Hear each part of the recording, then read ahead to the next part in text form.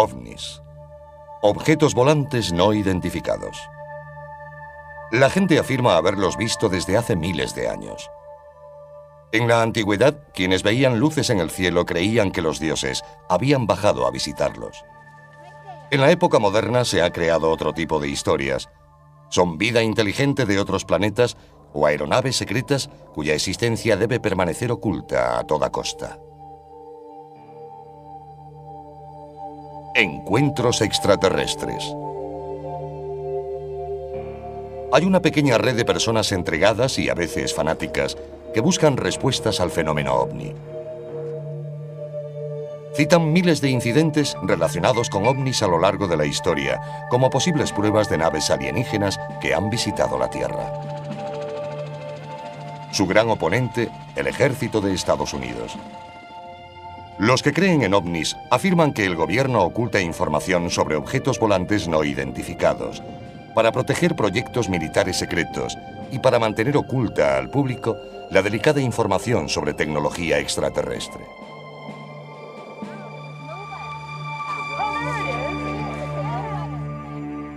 En marzo de 1997, miles de personas vieron inexplicables luces en el cielo de Phoenix, Arizona. Algunos creen que presenciaron el vuelo de una gigantesca nave extraterrestre sobre sus cabezas. Estas mujeres dicen haber encontrado una nave militar de la era espacial en una carretera a las afueras de Houston. Afirman haber sufrido misteriosos problemas de salud a consecuencia del encuentro.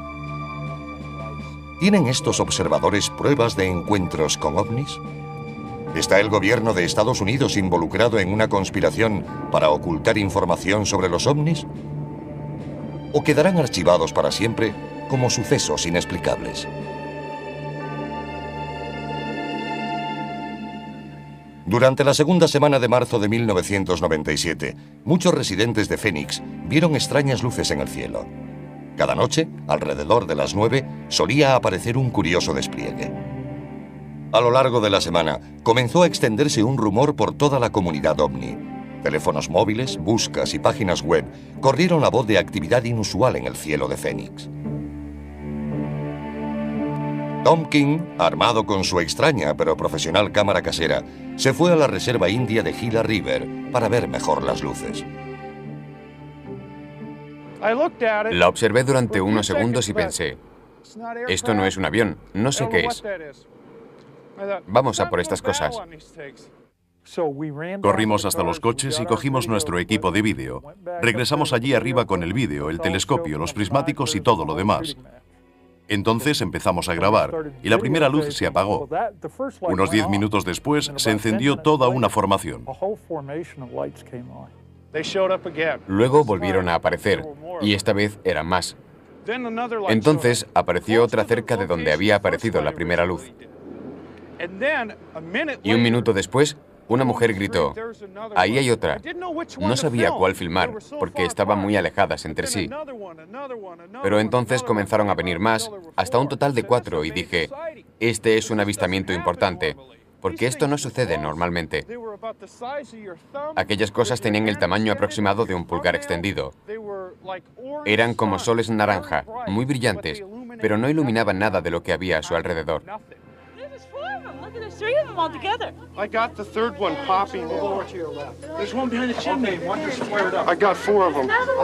Major sighting here. No, there's 5. Oh! Another one just showed up. Whoa! Maybe somebody's setting up lights. No, those are in the sky. Holy. Mike Kerston observó las luces desde 65 kilómetros al norte de la posición de Tom King. Durante más de 3 minutos, Kerston grabó la emocionante aparición. Cuando vi la luz pensé, voy a grabarla, así podré mostrársela a alguien que pueda decirme qué es. Mientras lo hacía comenzó toda esa exhibición y secuencia de luces. Fue como si me hubiera tocado el premio gordo.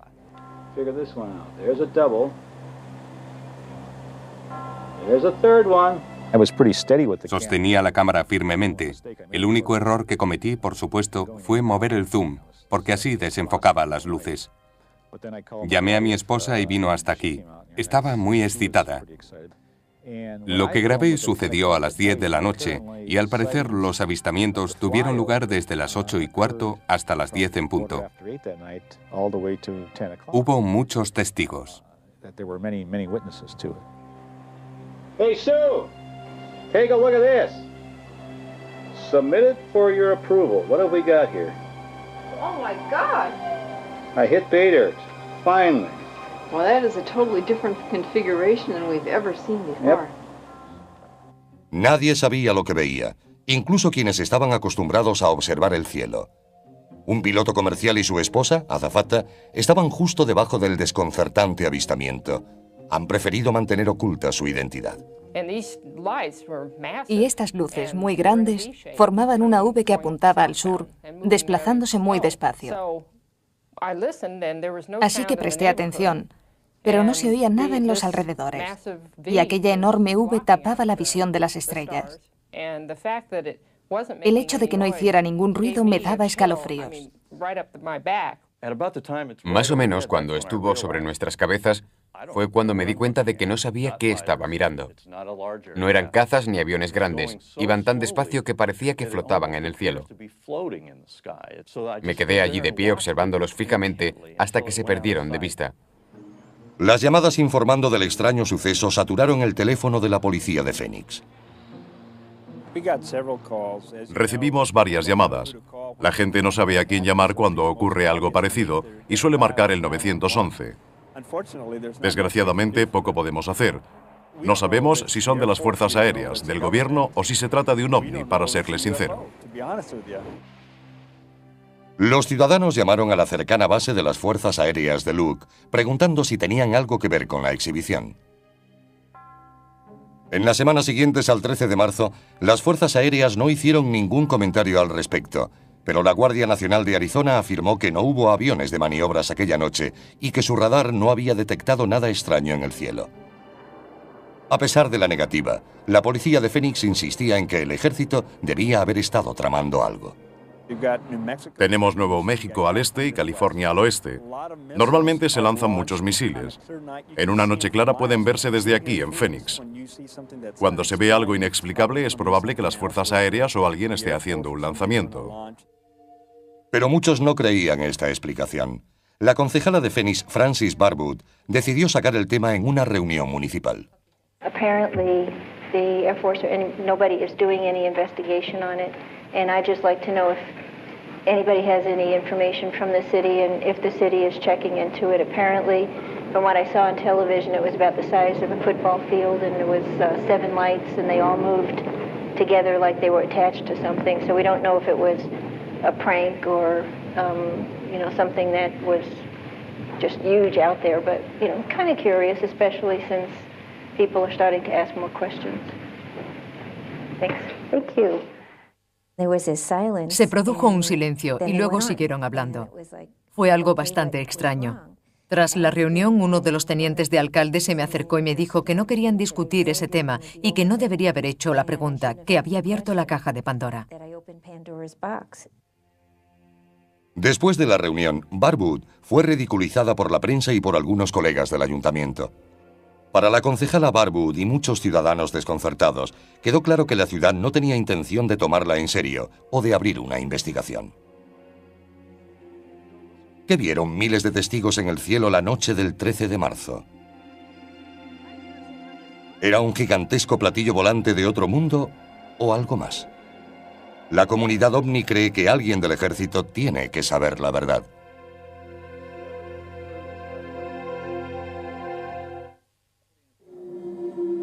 El avistamiento del 13 de marzo de 1997 sobre Phoenix fue uno de los acontecimientos ovni más visto. Miles de testigos afirmaban haberlo contemplado y fue grabado, convirtiendo este avistamiento en algo único. Mientras la gente exigía explicaciones, el ejército se negaba a hacer comentarios y el ayuntamiento ignoraba las peticiones de investigación.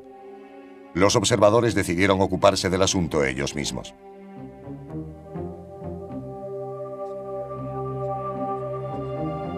Ted Lohman fue uno de los más prominentes investigadores de ovnis que participó en el asunto. Lohman es un metalúrgico que a finales de los años 80 se quedó casi ciego por un accidente laboral.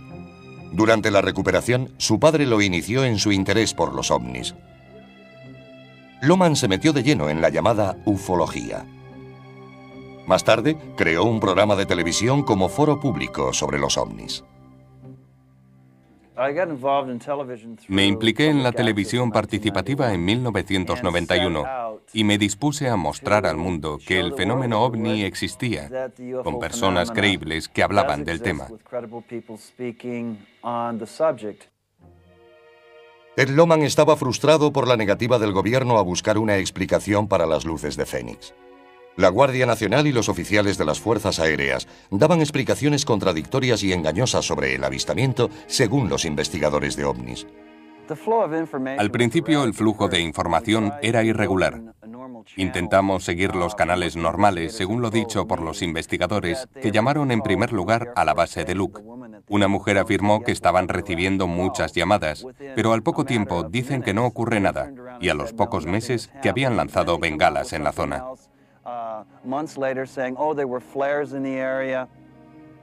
La Guardia Nacional de Arizona había dicho en principio que no tenía aviones en el cielo el 13 de marzo. En mayo, después de que el periódico USA Today publicara un artículo sobre el incidente, cambió su historia diciendo que la Guardia Nacional de Maryland había lanzado bengalas sobre el campo de tiro de Gila River en unos ejercicios.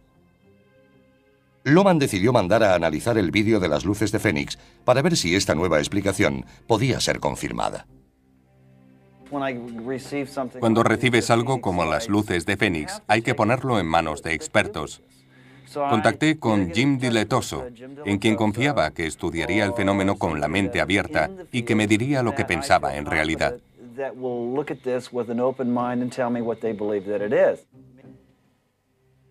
Jim Diletoso es un entusiasta de los ovnis y presidente de una compañía que produce grafismo electrónico para el ocio y la industria aeroespacial. A menudo colabora con investigadores analizando películas y vídeos de supuestos avistamientos.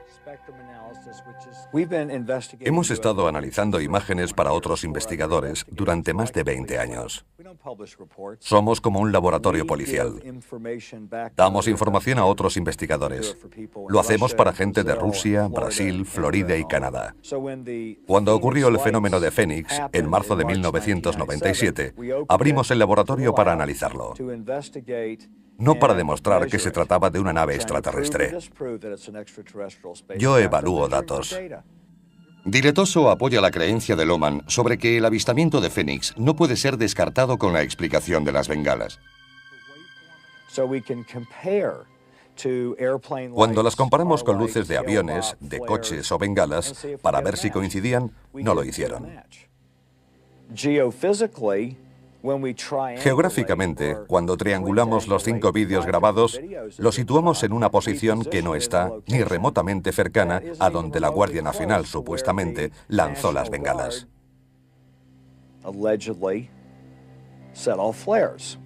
Tan solo duraron 10 minutos, y este suceso tuvo lugar durante horas, la noche del 13 de marzo. Muchos testigos discuten la posición donde el ejército afirma que fueron lanzadas las bengalas.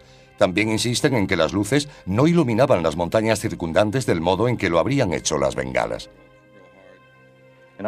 Me gustaría decir que las luces que nos sobrevolaron esa noche no fueron bengalas. Yo he lanzado esas bengalas desde mi helicóptero en Vietnam. He visto las que se arrojan desde los cazas y oscilan de una forma muy característica. Van suspendidas de un paracaídas y es imposible que mantuvieran la perfecta formación en V mientras surcaban el cielo. ¿Eran bengalas? Posiblemente fueran del ejército o de la Fuerza Aérea. Pero creo que se trataba de algo más. Lo que sucedió fue un espectáculo para la gente en la zona de Fénix. Duró demasiado tiempo para ser unas simples bengalas.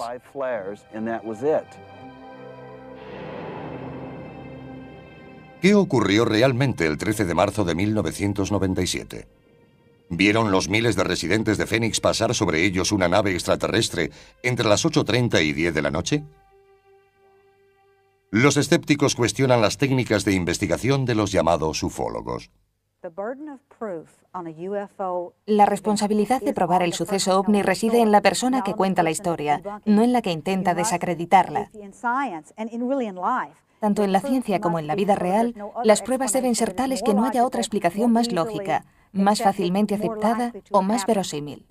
Meses después, la Guardia Nacional de Arizona dio finalmente una explicación oficial a las luces de Fénix. Afirmaron que los avistamientos se debieron a una unidad aérea de maniobra sobre el sur de Arizona. La grabación de las 8:30 mostraba una formación de aeronaves por la zona. Más tarde, alrededor de las 10 en punto, se trataba de bengalas lanzadas por la Guardia Nacional de Maryland sobrevolando el sudeste de Phoenix. Todo lo que vio la gente fue un grupo de luces. Hubo quien las unió imaginando un objeto. Incluso algunos en la comunidad ovni dicen que las bengalas podrían haber sido las responsables de los avistamientos de las 10 en punto, pero afirman que los aviones convencionales no podrían haber producido la formación en V, vista por los testigos entre las 8 y las 10. El patrón parece militar, pero la gente tenía una impresión muy diferente de lo que sucedió a las 8:30. Si observamos la trayectoria de vuelo, algo muy importante, y trazamos una línea hacia el noroeste de Henderson, Nevada, nos lleva a la base aérea de Nellis y al Área 51. El Área 51 es la Shangri-La de la comunidad ovni. Una base militar secreta en el desierto de Nevada que no aparece en ningún mapa del gobierno. Creen que el gobierno esconde muchos de sus secretos sobre ovnis en la famosa base. Los primeros informes llegaron del noroeste y directamente de acuerdo con esa línea. Hubo muchas especulaciones acerca de algo procedente de la base aérea de Nellis o Área 51, un avión espía supersecreto que vino en esta dirección. Estos observadores no están seguros de qué provocó las luces del 13 de marzo. Las teorías de aviones espía proliferan junto a las de naves extraterrestres, pero todas coinciden en pedir que el gobierno muestre al público la información que posea. Creo que hablo en nombre de la mayoría de la gente del campo de la ufología al decir que queremos la verdad. Quizás deseemos no haberla sabido una vez sea revelada, pero queremos que todo salga a la luz. Mucha gente, incluida al menos una concejala, pide una investigación sobre lo que sucedió. Yo pago con mis impuestos el combustible y los aviones, y cuando tengo serias preguntas y pruebas de algo, exijo alguna respuesta. Pienso que hay una ley no escrita por la que no se pueden preguntar estas cosas cuando formas parte del concejo. Se han reído de la gente que afirma haber visto algo. Yo nunca he visto nada, pero obviamente algo sucedió aquella noche. Cientos de personas me han contado lo que vieron y todos describen lo mismo. Allí hubo algo. A pesar de la demanda de la comunidad ovni, el ejército ha insistido en que no tienen nada más que decir sobre las luces de Fénix de marzo de 1997.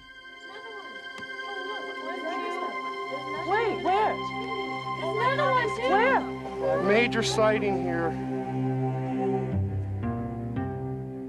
3 tejanos tienen un terrorífico encuentro con un ovni que dicen les dejó problemas médicos de por vida. Algunas personas se unen a la comunidad ovni como resultado de lo que llaman un encuentro extraterrestre. Creen que han visto a alienígenas, una nave extraterrestre o simplemente algo que no pueden explicar. 2 mujeres afirman que sus vidas fueron desastrosamente alteradas por un encuentro con un objeto no identificado, y la comunidad ovni fue el único sitio al que pudieron acudir pidiendo ayuda. Betty Cass tenía una cafetería en Dayton, un pequeño pueblo 65 kilómetros al norte de Houston. Su amiga Vicky Landrum trabajaba con ella de camarera. A las 7 de la tarde del 29 de diciembre de 1980, las 2 mujeres se dirigían en coche hacia una iglesia de New Caney, Texas, con el nieto mayor de Vicky, Colby, de 6 años, para jugar al bingo. Cuando descubrieron que se había suspendido, los 3 emprendieron la vuelta sobre las 9 de la noche. Salimos de New Caney hacia Dayton. De repente, Colby miró hacia arriba y dijo, Abuela, ¿qué es esa luz brillante? Era tan brillante que ni siquiera podía ver la carretera. Entonces Vicky gritó para que diera la vuelta. Dijo, Betty, viene derecho hacia nosotras, para. Había estado lloviendo, así que no podíamos salir de la carretera y girar para dar la vuelta. Tuvimos que detenernos. Salí por el lado derecho sujetando a Colby. Betty se puso delante del coche y se quedó allí mirando hacia arriba. Yo le gritaba que volviera adentro porque temía que se quemase. Los tres habían encontrado por casualidad lo que parecía ser una aeronave con problemas. El vehículo lanzó un chorro de calor y fuego sobre el asfalto y los ocupantes del coche. Tenía la forma de un diamante. Quiero decir que era muy parecido, y salían llamas de la parte de abajo. Soy muy curiosa y fui a averiguar de qué se trataba. La luz era tan brillante que me cegaba. Levanté la mano y me quedé allí de pie intentando averiguar lo que era. Vicky seguía gritándome para que volviera al coche, diciendo que iba a morir abrasada. Fui a abrir la puerta y al tirar me quemé la mano. Las llamas de la nave habían calentado el exterior del vehículo. Una vez dentro, Betty encendió el aire acondicionado para tratar de enfriar el vehículo, ya que el calor era insoportable. Aterradas, vieron a la nave luchar por remontar el vuelo durante unos 10 minutos. Cuando finalmente se elevó, Betty Cash arrancó el coche, marchándose del lugar. Siguió subiendo y bajando hasta que muy lentamente comenzó a subir y se dirigió hacia Houston.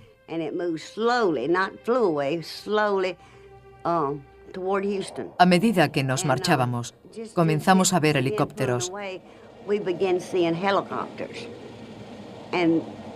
Y no eran de los pequeños, sino de los que utilizan para lanzar a paracaidistas. Conté 23.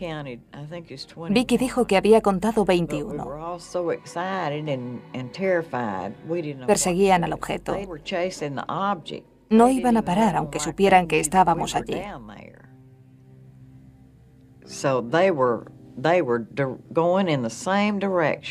Iban en la misma dirección del objeto y no perderían tiempo en bajar. Betty Cash condujo a toda velocidad para huir de la nave mientras Vicky Landrum trataba de consolar a su nieto. Pero a medida que bajaban por la carretera rural, se cruzaron varias veces con la extraña caravana. Después de haber conducido durante unos 12 kilómetros, vimos un grupo de helicópteros que volaban con las luces encendidas. Eran de los grandes. Betty Cash, a pesar de las graves quemaduras de su mano, cuello, cabeza y pecho, se las arregló para conducir hasta Dayton. Vicky tenía quemaduras en la cara, Colby en la espalda. Deshidratados, los tres bebieron agua y contaron a sus familias y amigos lo sucedido. El hijo mayor de Betty, de 20 años, trató de convencerla para ir al hospital. Cuando las noticias locales no comentaron el suceso, ella decidió esperar. Me pidió que fuésemos esa misma noche cuando le conté lo sucedido. Pero le dije, si vamos al médico pensará que estoy loca. Tengo que irme a la cama. Pasé la noche muy enferma, vomitando.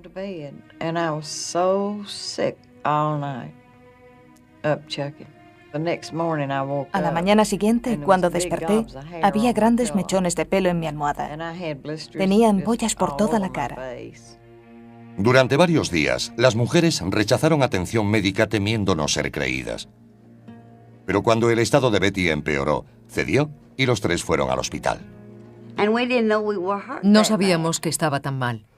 Y cuando fuimos al hospital, el niño lo contó todo. Aunque yo se lo había advertido, dijo, me vas a regañar, pero le voy a contar al doctor lo que nos ha pasado. Los doctores estaban desconcertados ante la causa de las extrañas quemaduras de Colby, Vicky Landrum y la más grave de los tres, Betty Cash. Las enfermedades que sufrió 3 semanas después de la exposición fueron las típicas provocadas por la radiación. Perdió la piel y el pelo de la zona expuesta.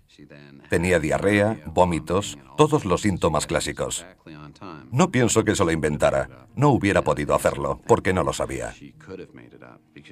Sufría exactamente lo que podría describirse como una exposición a la radiación de 2º o 3er grado.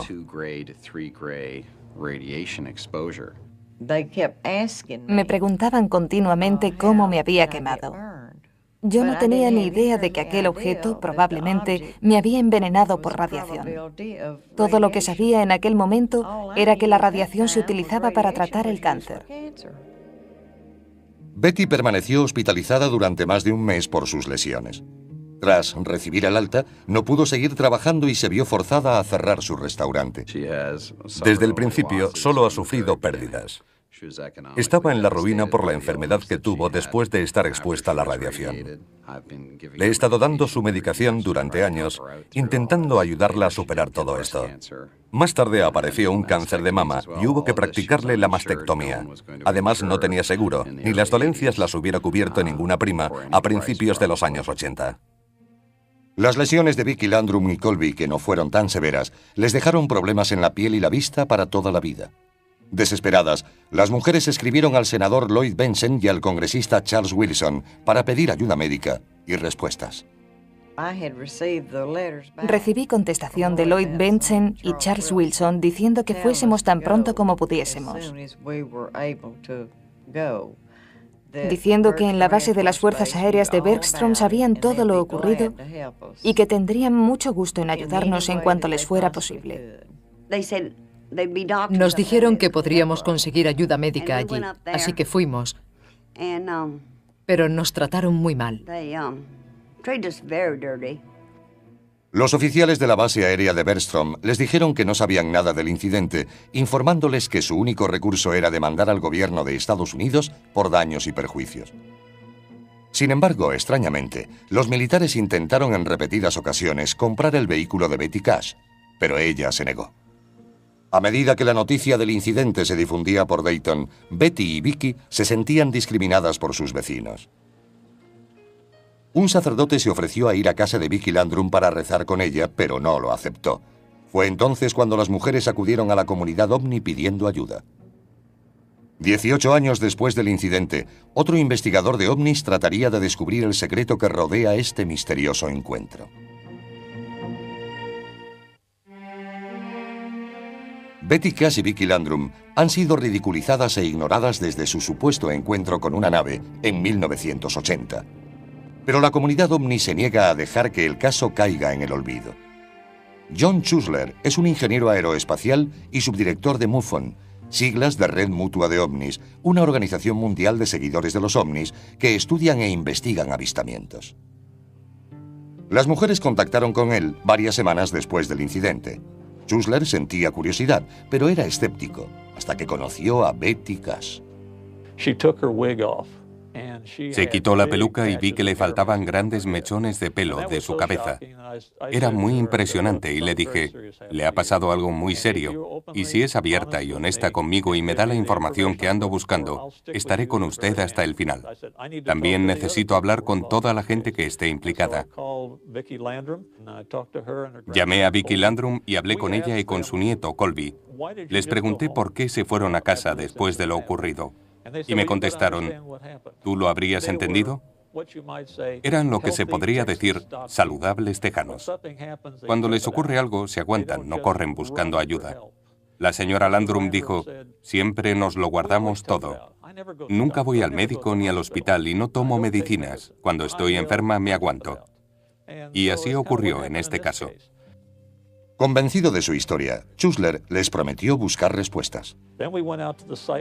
Más tarde fuimos al lugar del suceso. Ellas nunca habían vuelto. Las llevamos por separado y ambas nos llevaron al lugar exacto, a pesar de que no habían vuelto desde aquella noche. Recorrimos el escenario y lo medimos. Entonces comprendimos lo que había sucedido. Vimos la carretera y los árboles quemados. Vimos la emoción que sintieron estas personas cuando regresaron al lugar.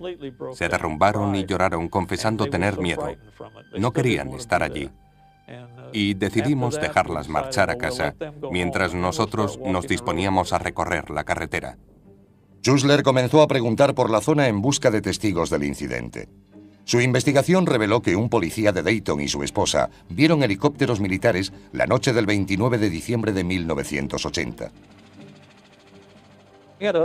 También había otros testigos que aseguraban haber visto helicópteros de 2 rotores, que en 1980 eran de exclusivo uso militar. Comenzamos a pedir ese tipo de registros a las Fuerzas Armadas. Se negaron a contestarnos, como si estas personas no existieran, ni la información tampoco. Y ese fue el principio de una interminable investigación. Mediante la Ley de Libertad de Información, Chusler obtuvo en 1982 la que cree que es la prueba determinante del caso: el informe militar oficial de la investigación sobre las reclamaciones de las mujeres, que consideraba su historia creíble. Con la ayuda de Chusler, las 2 mujeres contrataron a un abogado. A mí me pareció una historia veraz. He tenido a las personas que han intentado colarme una historia. No creo que ellas hicieran eso, y las pruebas lo demuestran. Casi 6 años después del supuesto incidente, Betty Cash y Vicky Landrum creyeron que finalmente podrían obtener algún consuelo. Presentaron la demanda en la Fiscalía de Houston y se fechó una vista preliminar para agosto de 1986. Por supuesto, el gobierno federal negó cualquier relación con algo así. Y no teníamos ninguna prueba. Todo lo que podíamos demostrar eran las lesiones de las mujeres. Así que el juez no admitió el caso. Rotas sus esperanzas, Betty Cash y Vicky Landrum se marcharon de Texas para huir de los dolorosos recuerdos de su experiencia. A los 18 años del incidente, después de que los periódicos sensacionalistas se cansaran de la historia, otro investigador de ovnis aún busca respuestas. Estamos llegando a Dayton, Texas. Aquí hay un gran misterio. He dirigido numerosas investigaciones. He participado en operaciones encubiertas, en investigaciones de homicidios, y hay evidencias fuertes y testigos.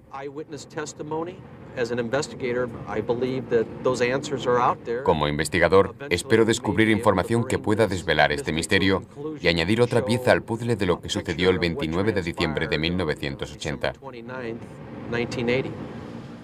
Ken Storch es policía de Denver, miembro del MUFON y exsargento de las Fuerzas Aéreas.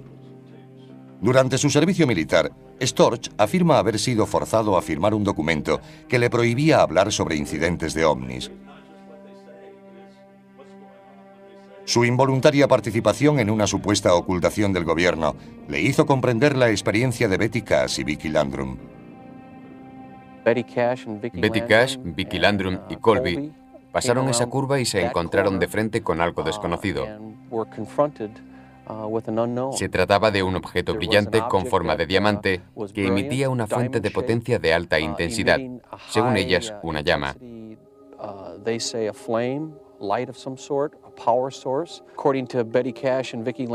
Según Betty Cash, Vicky Landrum y John Chusler, la nave bajó del cielo irradiando un intenso calor que hizo que el alquitrán se derritiera, contaminando el área circundante.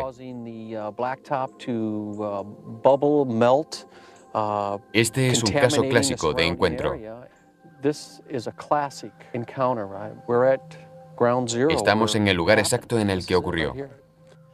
John Chusler visitó el lugar 3 semanas después del incidente y percibió cambios en la carretera.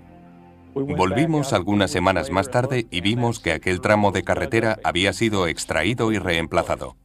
Nos pusimos en contacto con todos los servicios de obras públicas del estado, la ciudad y el condado. Todas nos dijeron que no habían reformado la carretera. Algunos testigos decían haber visto a gente trabajando, pero los camiones no llevaban identificación. 6 u 8 semanas más tarde, volvió aquel mismo equipo para levantar el suelo y pavimentarlo una vez más. De hecho, en la excavación, eliminaron unos 20 centímetros de superficie. Si se observa con atención, aquí hay hormigón, asfalto, y la textura cambia radicalmente en este tramo.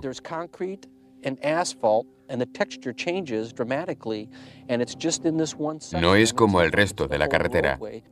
Storch percibe que los cambios hechos al asfalto van en paralelo con pequeños árboles que flanquean la carretera. El crecimiento de estos árboles indica que son muy jóvenes, y algo más lejos, los árboles tienen unos 40 o 50 años, quizá más. La falta de árboles en esta zona indica que han sido retirados. ¿Por qué? Los investigadores creen que el ejército reparó la carretera para ocultar las pruebas del inexplicado encuentro de Betty Cash y Vicki Landrum. Creo que aún hay pruebas por descubrir. Y verdaderamente espero que manteniendo este tema en el candelero, manteniendo la presión, seamos capaces de conseguir esas respuestas y encontrar al testigo que diga: yo piloté ese helicóptero, estaba allí y me siento mal por lo que le sucedió a esas dos señoras. Creo que es muy importante para los grupos civiles que estudian el fenómeno ovni continuar trabajando en esto, a menos que haya una razón para no hacerlo, como una declaración por parte del gobierno. Y cuando la gente tiene encuentros con ovnis, necesita ayuda. En la NASA y la base aérea de Benston se niegan a hacer comentarios. Betty y Vicki creen que el gobierno estadounidense les ha mentido acerca de su implicación desde el principio. Han arruinado mi salud. Han arruinado mi vida. ¿Qué más les queda por hacer? ¿Matarme? Probablemente les encantaría hacerlo. Pero soy tan terca y cabezota que voy a demostrarles que pienso seguir luchando mientras viva. ¿Son Betty Cash y Vicki Landrum víctimas de un programa militar secreto fallido? Hay una conspiración para ocultar las pruebas de aquella desafortunada noche de diciembre de 1980. Llevaron el caso a los tribunales. Perdieron en el Tribunal Federal. No pudieron demostrar que lo ocurrido pudiera ser el resultado de alguna acción del gobierno. Creo que se extralimitaron. Hay que recordar que casi el 10% de los casos relacionados con ovnis son inventados por gente que informa sobre sucesos, que sabe que no son ciertos. Los investigadores de fenómenos ovni ven demasiadas coincidencias en el caso para que sea una invención. Hay que admitir que cualquier tipo de radiación puede ser imitada por algunos aparatos, pero tenemos la combinación de efectos, múltiples testigos, información de testigos que respaldan la de otros, más el testimonio de los médicos sobre un caso que tuvo lugar exactamente al mismo tiempo. Este caso lo reúne todo. Creo que Betty Cash y Vicki Landrum encontraron algo. Mi intuición me dice que el gobierno está metido hasta las cejas. Creo que tenemos que presionar al tío Sam para que ponga las cartas sobre la mesa y nos deje ver toda la información. Los críticos creen que la comunidad ovni busca respuestas del gobierno que simplemente no existen. Si los investigadores no reúnen suficientes pruebas para hacer un análisis objetivo, no importa que uno crea que ha pasado por una extraña experiencia. Cuando dicen que no pueden continuar con la investigación, no están siendo crueles, están siendo realistas. Los escépticos discuten las teorías de conspiración que rodean muchos casos y aseguran que el gobierno no tiene motivos para ocultar la verdad. Uno puede reconstruir un hecho y hacerlo parecer muy extraño. Por experiencia, sé que el ejército no miente respecto a lo que hace. Se preocupa mucho por su imagen pública. Primero, el gobierno tiene razones para mentir. Y segundo, el gobierno miente. Hay pruebas sobradas de que lo han pillado con las manos en la masa. El incidente de Alabama con dos jóvenes negros que fueron sometidos a pruebas. Los soldados llevados al desierto en los años 40 y 50 sometidos a explosiones atómicas. Y el gobierno lo niega todo. Yo diría a estos caballeros, mentira. Un militar se enfrenta al gobierno y exige que revele sus secretos sobre los ovnis.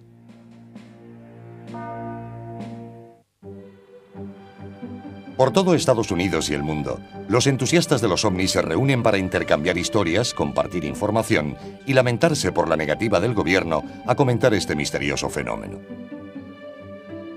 Uno de los críticos más elocuentes del secretismo del gobierno es el sargento mayor retirado Robert Dean, que durante los años 60 tuvo un alto cargo en la OTAN. Dean afirma haber visto un documento militar altamente secreto que contenía información sobre incidentes con ovnis que casi desencadena la Tercera Guerra Mundial.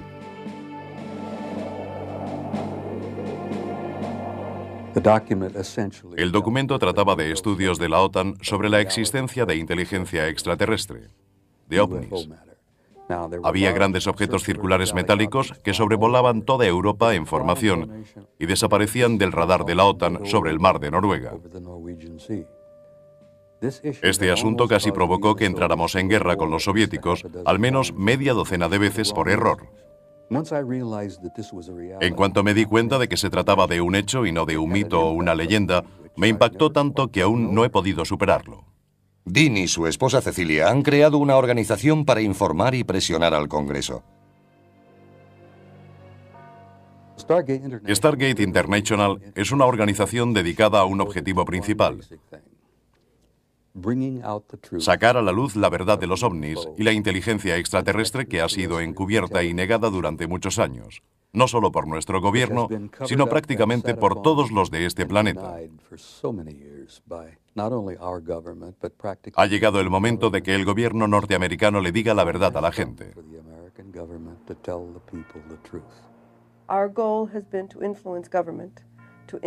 Nuestra meta ha sido influir en el gobierno y en el Congreso para conseguir audiencia, logrando quizás no el hecho de que revelen información y pruebas actuales de la existencia de ovnis, sino que al menos nos den la oportunidad de que lo hagamos nosotros. Robert Dean cree que la política del gobierno de negar la existencia de ovnis y ocultar pruebas viola los derechos constitucionales de sus ciudadanos. Juré dar mi vida, si era necesario, para defender la Constitución de Estados Unidos. Y no me lo tomé a la ligera. He estado en muchas guerras, muchas que la gente ni siquiera conoce. Y para mí está muy claro que nuestro proceso constitucional está literalmente en peligro por esas mentiras y tapaderas, por 50 años de engaños.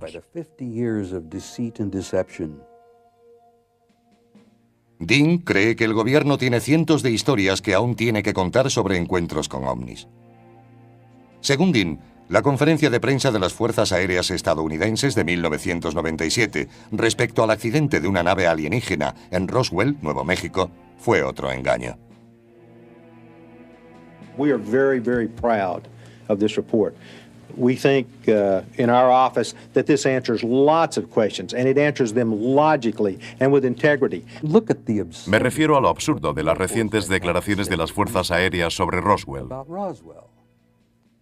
Primero se trataba de un globo, luego no lo era, y más tarde sí, pero de un tipo diferente. Ahora dicen que lanzaron muñecos para simular accidentes por la zona. No importa que aquello sucediera hace 10 años. Les digo a ustedes y a los espectadores que la gente no va a tolerar esto por más tiempo.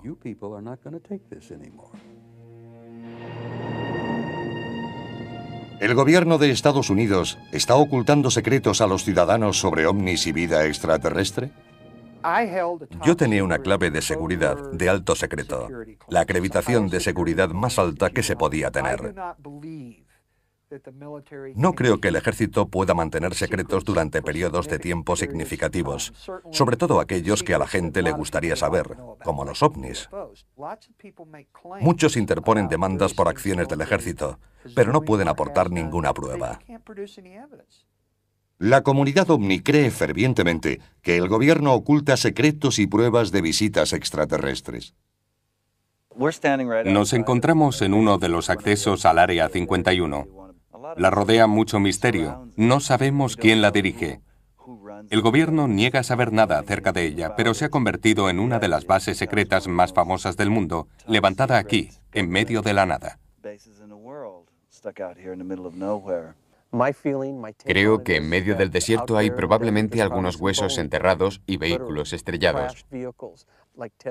Como dijo Ted, conozco historias, he leído artículos, he oído testimonios, pero no tenemos un platillo volante estrellado del Área 51, ni un extraterrestre yaciendo a su lado que podamos mostrar al resto de la comunidad.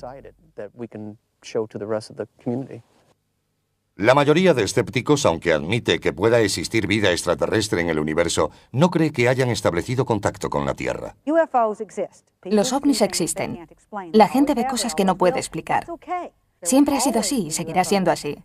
Existirán los ovnis siempre que exista algo en el universo que no podamos explicar. No pienso que vayamos a ser negativos al respecto, porque eso no nos favorece. Si alguien viniera, sabríamos lo que representa tecnológicamente. Nuestra única esperanza es que vengan en son de paz. Si no es así, deberíamos rendirnos. Creo que ya hemos establecido contacto y que caminan por este planeta como si fuesen humanos. Quizá mucho más adelante, mediante cambios sociales y gubernamentales, seamos capaces de aceptar a los que vendrán y a quienes ya han venido y aún no hemos sido capaces de ver. Para la comunidad OVNI, no es cuestión de si podemos establecer contacto, sino de cuándo. Estos observadores mantendrán sus ojos fijos en las estrellas y presionarán al gobierno en su búsqueda de pruebas irrefutables de una nave alienígena. Para el resto, la verdad acerca de quién, si es que existe, habita los cielos y qué secretos han guardado los gobiernos, probablemente permanecerá sin explicación ahí fuera.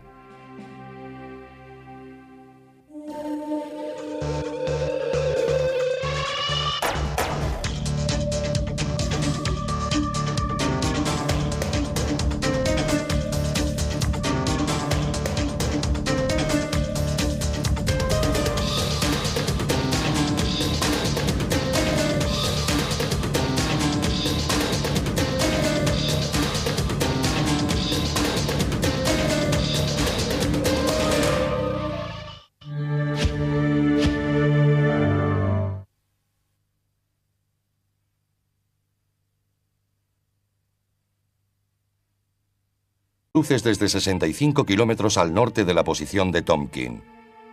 Durante más de 3 minutos, Kerston grabó la emocionante aparición.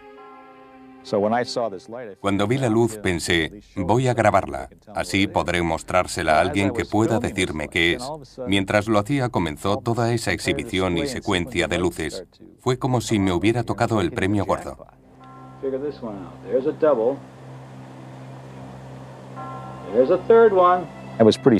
Sostenía la cámara firmemente.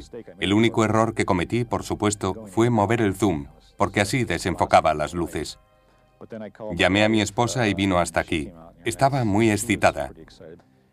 Lo que grabé sucedió a las 10 de la noche y al parecer los avistamientos tuvieron lugar desde las 8:15 hasta las 10 en punto. Hubo muchos testigos. Hey, Sue! Take a look at this. Submitted for your approval. What have we got here? Oh my God!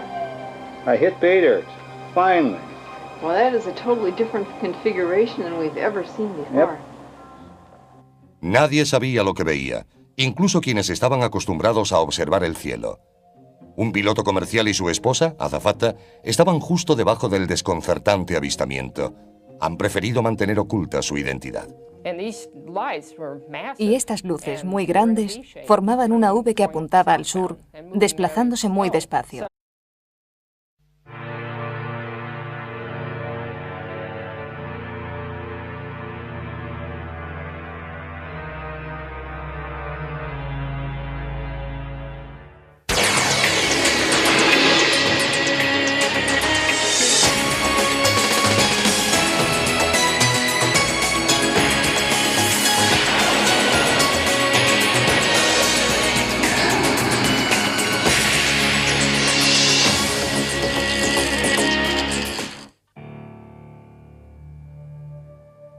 OVNIs. Objetos volantes no identificados. La gente afirma haberlos visto desde hace miles de años. En la antigüedad, quienes veían luces en el cielo creían que los dioses habían bajado a visitarlos. En la época moderna se ha creado otro tipo de historias. Son vida inteligente de otros planetas o aeronaves secretas cuya existencia debe permanecer oculta a toda costa. Encuentros extraterrestres. Hay una pequeña red de personas entregadas y a veces fanáticas que buscan respuestas al fenómeno ovni. Citan miles de incidentes relacionados con ovnis a lo largo de la historia, como posibles pruebas de naves alienígenas que han visitado la Tierra. Su gran oponente, el ejército de Estados Unidos. Los que creen en ovnis afirman que Así que presté atención, pero no se oía nada en los alrededores, y aquella enorme V tapaba la visión de las estrellas. El hecho de que no hiciera ningún ruido me daba escalofríos. Más o menos cuando estuvo sobre nuestras cabezas, fue cuando me di cuenta de que no sabía qué estaba mirando. No eran cazas ni aviones grandes, iban tan despacio que parecía que flotaban en el cielo. Me quedé allí de pie observándolos fijamente hasta que se perdieron de vista. Las llamadas informando del extraño suceso saturaron el teléfono de la policía de Phoenix. Recibimos varias llamadas. La gente no sabe a quién llamar cuando ocurre algo parecido y suele marcar el 911. Desgraciadamente, poco podemos hacer. No sabemos si son de las fuerzas aéreas, del gobierno o si se trata de un ovni, para serles sincero. Los ciudadanos llamaron a la cercana base de las fuerzas aéreas de Luke, preguntando si tenían algo que ver con la exhibición. En las semanas siguientes al 13 de marzo, las fuerzas aéreas no hicieron ningún comentario al respecto, pero la Guardia Nacional de Arizona afirmó que no hubo aviones de maniobras aquella noche y que su radar no había detectado nada extraño en el cielo. A pesar de la negativa, la policía de Phoenix insistía en que el ejército debía haber estado tramando algo. Tenemos Nuevo México al este y California al oeste. Normalmente se lanzan muchos misiles. En una noche clara pueden verse desde la casera. Se fue a la reserva india de Gila River para ver mejor las luces. La observé durante unos segundos y pensé, esto no es un avión, no sé qué es. Vamos a por estas cosas. Corrimos hasta los coches y cogimos nuestro equipo de vídeo. Regresamos allí arriba con el vídeo, el telescopio, los prismáticos y todo lo demás. Entonces empezamos a grabar y la primera luz se apagó. Unos 10 minutos después se encendió toda una formación. Luego volvieron a aparecer y esta vez eran más. Entonces apareció otra cerca de donde había aparecido la primera luz. Y un minuto después, una mujer gritó, ahí hay otra. No sabía cuál filmar, porque estaban muy alejadas entre sí. Pero entonces comenzaron a venir más, hasta un total de 4, y dije, este es un avistamiento importante, porque esto no sucede normalmente. Aquellas cosas tenían el tamaño aproximado de un pulgar extendido. Eran como soles naranja, muy brillantes, pero no iluminaban nada de lo que había a su alrededor. I got the third one popping. There's one behind the chimney. One just flared up. I got 4 of them. Major sighting here. No, there's 5. Oh! Another one just showed up. Whoa! Maybe somebody's setting up lights. You see that? No, those are in the sky. Holy. Mike Kerston observó el gobierno oculta información sobre objetos volantes no identificados para proteger proyectos militares secretos y para mantener oculta al público la delicada información sobre tecnología extraterrestre.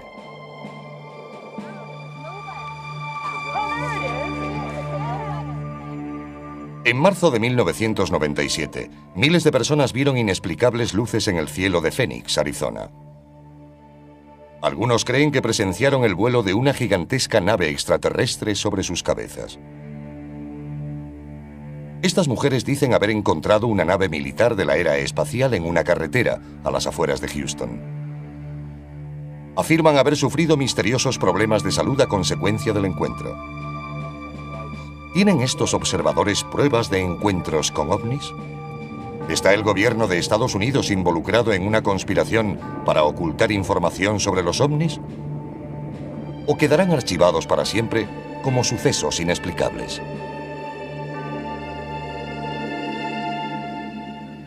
Durante la segunda semana de marzo de 1997, muchos residentes de Phoenix vieron extrañas luces en el cielo. Cada noche, alrededor de las 9, solía aparecer un curioso despliegue. A lo largo de la semana, comenzó a extenderse un rumor por toda la comunidad ovni. Teléfonos móviles, buscas y páginas web corrieron la voz de actividad inusual en el cielo de Phoenix. Tom King, armado con su extraña pero profesional cámara